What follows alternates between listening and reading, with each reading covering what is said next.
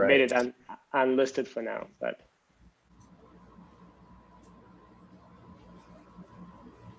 Looks like we got everybody here. Peter. Kendall. Is Kendall? Okay, Kendall's on. Okay, good.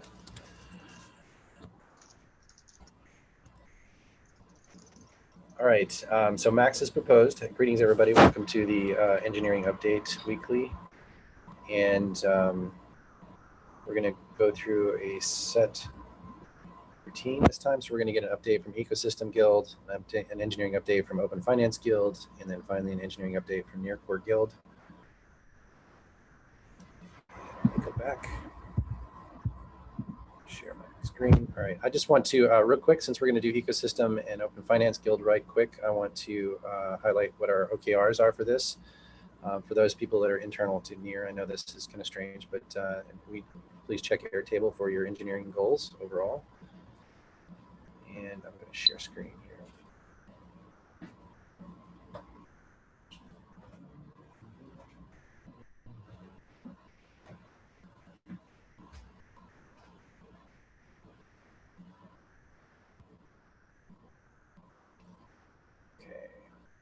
So our ecosystem OKRs, I just want to highlight what these are.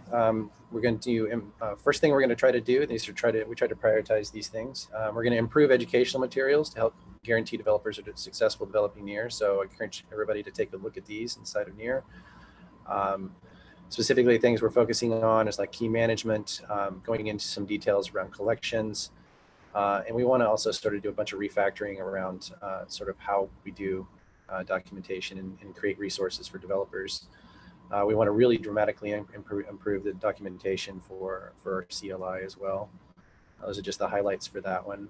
Also improving tooling overall, efficiently create NEAR and deploy app.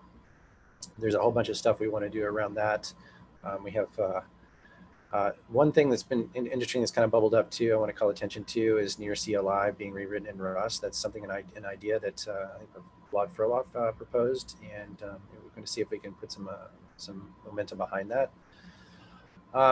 Anyway, those are then stewarding the thriving NEAR open source repositories. So there's a whole bunch of repositories that Ecosystem maintains, but we want to do a whole bunch of a good due diligence on these repositories to make sure that we're being good stewards, if you will, and increase the overall health of those repositories. I won't go into all of these, but I encourage everybody to look at the OKRs inside of Airtable. Those are the top 3 ones. The other one for Open Finance is for Open Finance, which is where we see primarily our wallet team. We'll be soon taking on EVM and the bridge, but for now it's mostly the wallet team. So we're going to stabilize and secure wallet. There's things like wallet and CLI refactor to support multi-sig, NEAR API JS support multi-sig, and all errors gracefully managed for all transactions. Again, I won't go into all the details here, but these are good resources if you want to know what we're going to be doing in the next quarter. Increase number of wallet users. So create and send link drop. These are things that we want to do here. Users can claim link drop to an existing account, etc. So the top 3 again are stabilize and secure wallet, increase number of wallet users, and improve wallet stability. So those are them at a high level. There's a lot of other goals in here. A lot of things that we're trying to do, just to give you a theme on things, is basically increase community adoption and also increase awareness and information that's available for creating and deploying apps on NEAR. Those are the big things in education. So that said, I wanted to call on other people in the org. So that would be, let's see here, stop sharing. So let's go with Kendall first. Open Finance. Kendall, do you have anything to add? Yeah, just for context, is this specifically about the OKRs or updates for the week? You're on mute, Damon. Sorry, Open Finance product updates in general. So I just wanted, those are the key engineering, what the engineering teams are going to be doing to help support Open Finance. So yeah, go ahead and the products for Open Finance, product update from your side would be what I'm looking for. Perfect. Yeah, so the main one on the wallet, the focus for us right now, so still working on a few stability stability fixes, but we're mostly done there. We've Marcin who's been working on some of the error handling for some of the specific error states. Then a big initiative in place right now is adding staking support. So both Matt and Patrick are working on that. I think we have a POC for the UI for the staking support that's in PR right now. And so we'll be shoring that up before hopefully releasing that in the next like 2 weeks or so. And then we have a couple of P1s, which you can see in the meeting notes. It'll be coming up. One is withdrawing tokens from the lockup, creating multiple accounts, and then eventually adding fungible token support.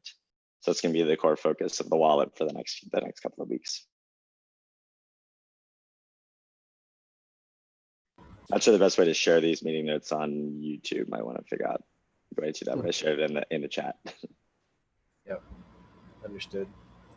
All right, questions from or questions for Kendall? Oh, okay, Peter, do you have some updates on the ecosystem side? Nothing new. Just I know we're doubling down on EVM support. I know that's been a lot of work. So shout out to Mike for that, hanging in there. And then Bridge is pushing forward. Just an update on the Bridge Hackathon. The Rainbow Bridge Hackathon is actually, yeah, Nima, do you want to actually, yeah, once I'm done, I'll pass the mic to Nima. He can give a short update on that, on the engineering support. But looking forward, we're essentially going to be focusing as much attention as we can on this partner onboarding stuff. Two parts of it, which is bootstrapping the external partner ecosystem. External partner engineering ecosystem, meaning just getting a lot of people who want to build for us or through us for partners. And then the other side of it is just making sure, yeah, the developer tools are stable. I mean, that's pretty much across the board what we want. So yeah, and then yeah, Nima, do you want to give an update on the hackathon? Yeah, sure. I wasn't planning to talk, but happy to. So in summary, actually not many teams are using the bridge. We have a good number of submissions, but I think active teams building on bridge are more around like 5. And it was more like barrel testing our DevX for the bridge. And moving forward, we will try to reuse the existing videos, workshops to not have to use internal engineering resources that much.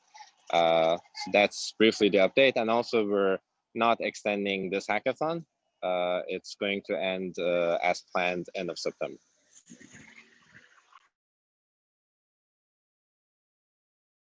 Cool, thanks. Yep, that's basically it from the ecosystem stuff.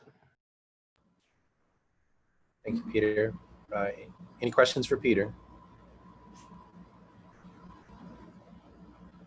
All right, Mainnet Guild. I guess Alex can start. I will give a quick update that we're making a switch to a milestones model, and I will let Max go through the milestones and give an update, but we will be wrapping up Avocado, which does not fit into this model. Avocado is supposed to end in 3 days. So we will be discussing, we already started discussion, but we will be discussing this week what needs to stay in Avocado, what do we want to finish before it wraps up. The primary goal of Avocado was to increase stability, make green nightly, etc. So all of those, we've made quite a bit of progress in all of those, but if you look at Avocado today, it's still like half not finished. So we're going to be moving some work items and closing some others. It will be slightly delayed. At least some work items that I want to be finished within Avocado not going to be done in the next 3 days, but they're probably going to be finished in a week. So I think Avocado will get closed around early next week, so like October 5th, October 6th. Yeah, Max, do you want to give update on our milestones and where we are? Yes, can present. So yeah, one thing about the OKRs. So for those of you who don't know, the Mainnet Guild OKRs live here.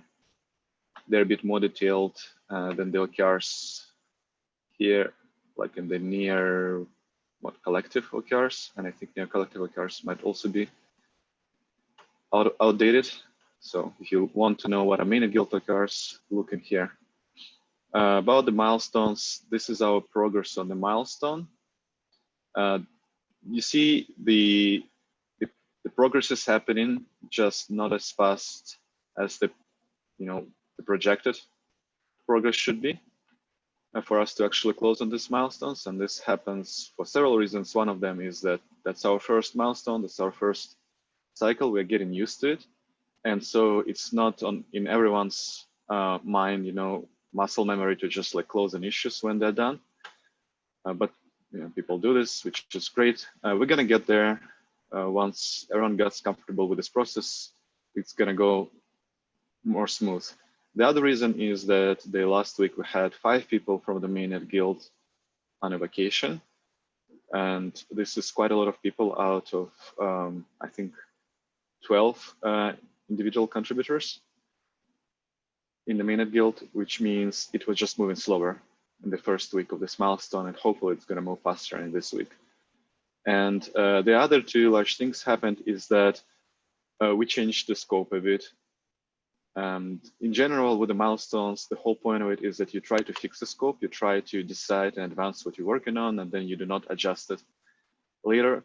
But the reality of our mainnet guild is that we use agility that we have to actually change the scope. And 2 things that changed since we decided on the scope of this milestone is, one, that we put more energy and actually people into sharding discussion that Alex is leading.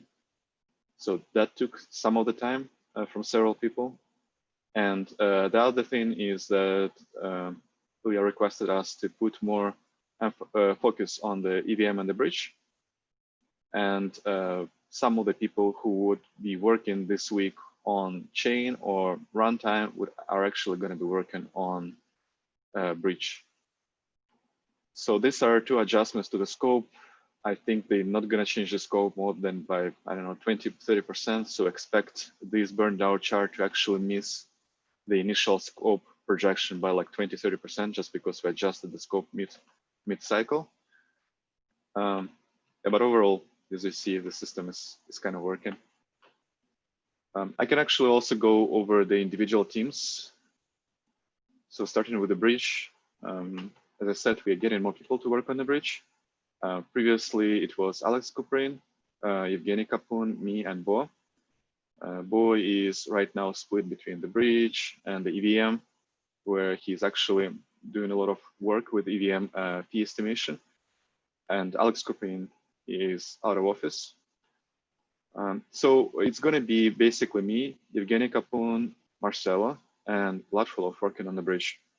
And there is not only bridge work, but also we want to improve our near API.js and maybe some other things. So there is the scope of work for the bridge is quite large, and we're going to try to focus on it.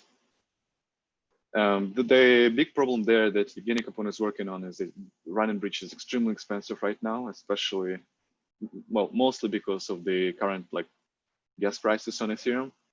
So there is a large scope of work for Evgeny Kapun, both on the safety and the gas price optimization, which will extend for, probably for the next 3 months, according to his estimate, because we want our bridge to be actually quite cheap to run.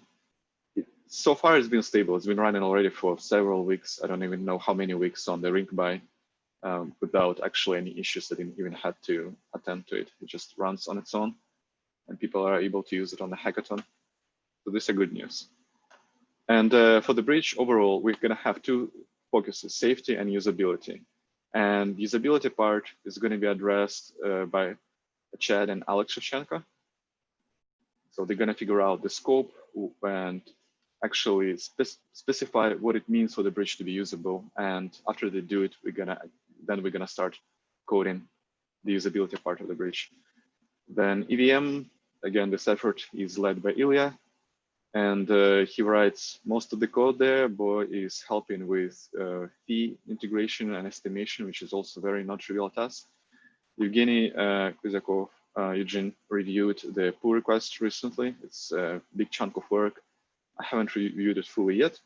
There is also lots of discussions happening around the meta transaction, which is an important component of the EVM required for the usability. I'm not going to dive deeper into the technical part of it. So regarding the contract runtime, what we did, we integrated the on-disk cache that allows us to have pre-compilation of the contracts. So Bo did that.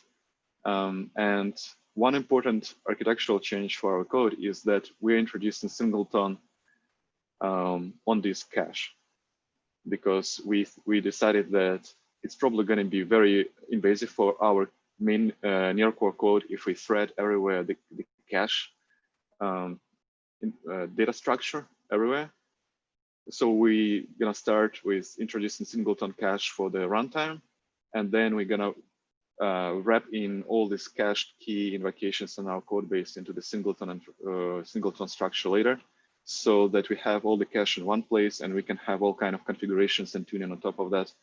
And probably it's gonna apply not just to the runtime, but to the chain if there is some cache required for the chain. And Willem did already several iterations of the contract testing infrastructure. He's been in this loop where he collects the feedback from Chad, sometimes from Ilya, and he's trying to improve our contract testing experience because people already write in non-trivial contracts where they do cross-contract calls and the contracts issue transactions, and like the factories, we have the core contracts to do all that.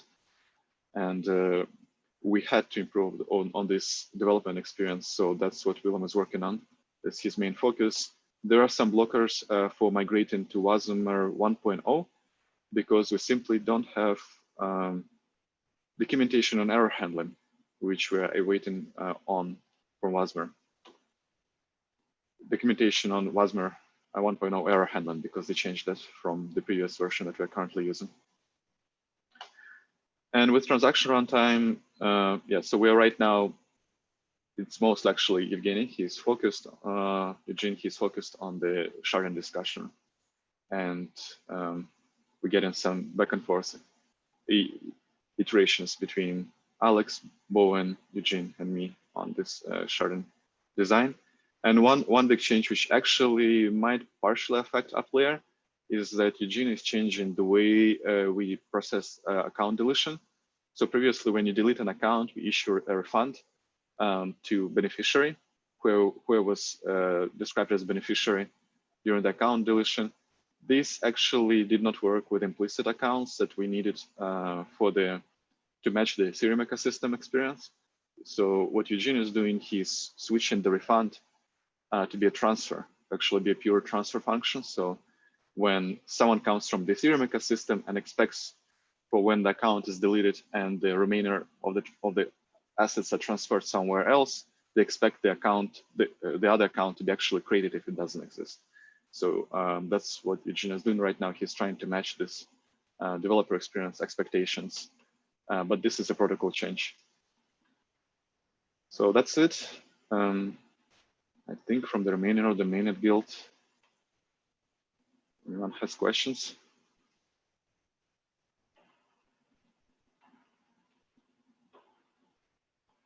Okay, cool, thanks. Okay, just on announcement, and validators announced that we have a new beta version. It's like Sandy, and also anything from Sandy and SREs, site reliability.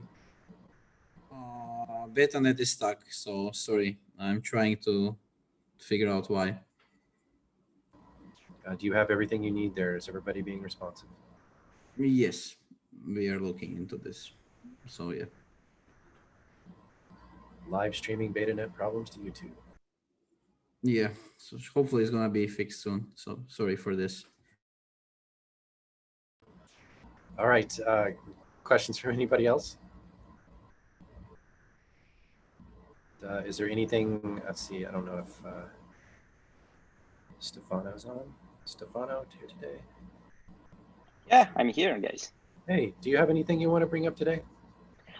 Just don't miss the all hands with the community in half an hour from now, because the validators are organizing the vote to enter phase 2.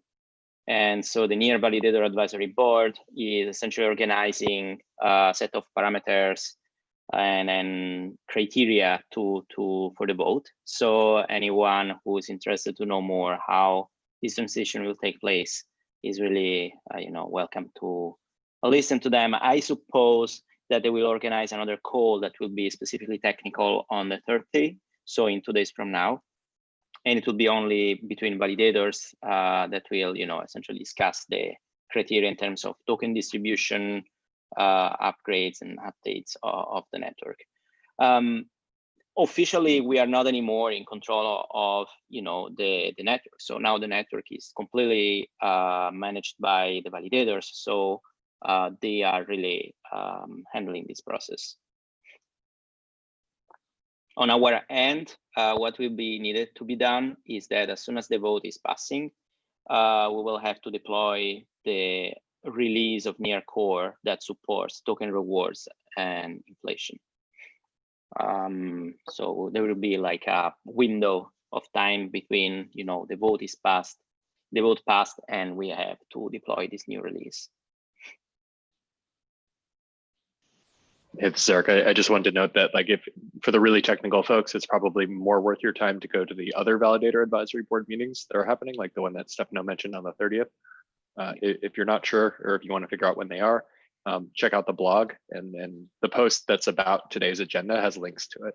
So you may not need to come today, because today I think Victor is basically just going to sort of introduce the NVAB and kind of point to those meetings. Are those things on the community calendar? I'm sorry if they already are. I didn't see them. Maybe they might be. I know today's is. I don't know if those meetings are. Yeah, today's yes. The near validator advisory board, not yet. So we have some. We want to decide internally with the validator advisory board if we want to make it complete public or not.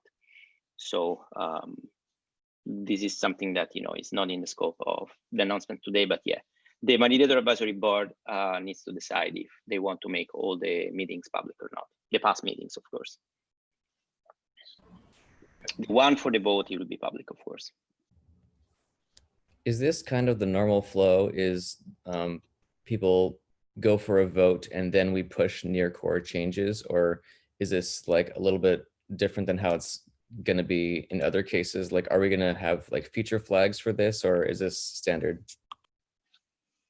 So there is no standard yet. Again, this is experimental. So we are doing like baby steps from this point of view, because this type of governance is coming into their hands only, I would say only now. So we were discussing how to do this, and this is where we've come with the on-chain vote, with the stake, but we don't have yet a specific process on how do we release, and we have the feature flags and how to use them.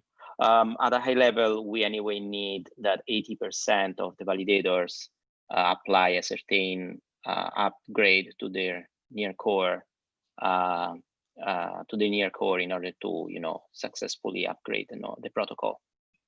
So there is. Well, to be clear, there's two things that needs to be happen. One is the vote to unlock transfers, which is completely on chain. There's no protocol change required. And one is to enable inflation, which is a protocol change. And so protocol change and no protocol change right now have different governance process. The process to non-protocol change is just on-chain vote with stake. And protocol change requires obviously a binary update and network to pretty much to transition to new binary or to new protocol version. And I think going forward, what does make sense is actually before we introduce protocol changes, we should have a vote which kind of includes that or indicates that validators are going to accept this protocol changes, right? But I think this is where after we go through this process, we can start exploring what is a kind of most efficient and reasonable ways of managing technical governance going forward.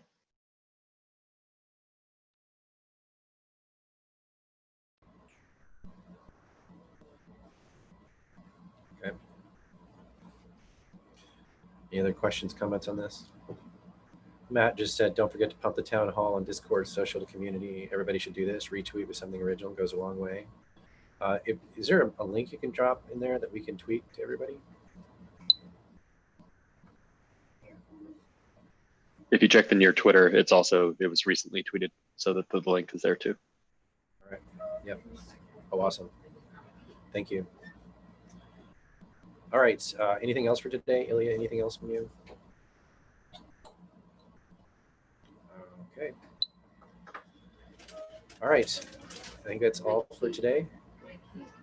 Going once, twice. All right. Thank you, everybody. Have a wonderful week. See you in the town hall. See you. Bye now. Is over there, the green one?